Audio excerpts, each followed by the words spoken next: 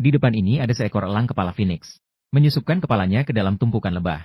Dengan sembarangan melahap sarang lebah yang manis. Bagi mereka, ini adalah godaan yang sulit ditolak. Lebah yang tidak mau kalah berjuang melawan. Bulu elang kepala phoenix yang saling tumpang tindih. Seperti lapisan armor yang tak tergoyahkan. Menyebabkan serangan mereka sulit untuk berhasil. Bahkan mata yang paling lemah sekalipun. Juga dilindungi dengan ketat oleh membran seketika. Lebah hanya bisa melihat dengan mata terbuka. Sarang yang mereka bangun dengan susah payah dihancurkan. Elang kepala phoenix dijuluki sebagai pembunuh lebah.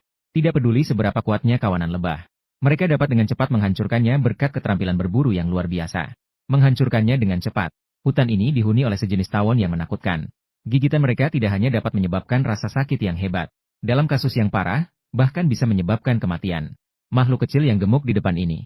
Ini adalah larva tawon kaki kuning. Mereka menggunakan rahang yang tajam, terus-menerus menggaruk sarang lebah, mendorong rekan-rekannya untuk memberikan makanan. Bagaimanapun, hanya dengan mengisi perut mereka dapat menyelesaikan metamorfosis dengan baik. Selain memberi makan larva lebah, lebah pekerja juga memiliki tugas penting untuk membangun sarang. Mereka perlu menggunakan pulp kayu setiap hari, untuk membangun ratusan sarang baru, untuk memastikan ketersediaan makanan. Tim pencari makanan pergi ke hutan untuk mencari mangsa.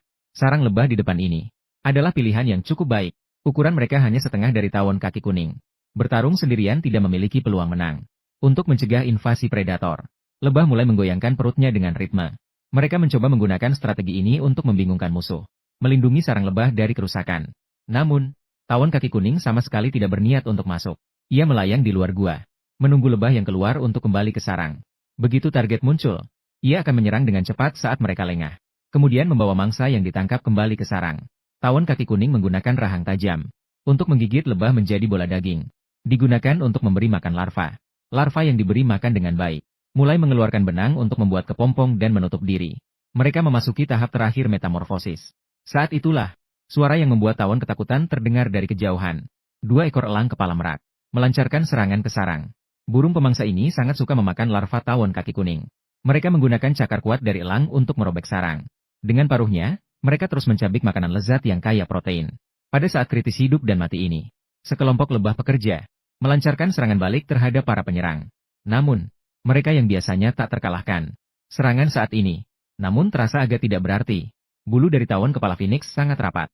Serangan tawon kaki kuning tidak dapat menembus pertahanannya. Akhirnya, seluruh sarang lebah hancur total. Rumah yang dikelola dengan susah payah oleh tawon kaki kuning.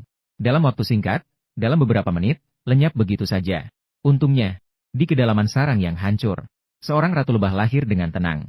Dengan bantuan beberapa lebah pekerja yang selamat, dia dengan cepat dapat membangun kembali kekaisaran tawonnya.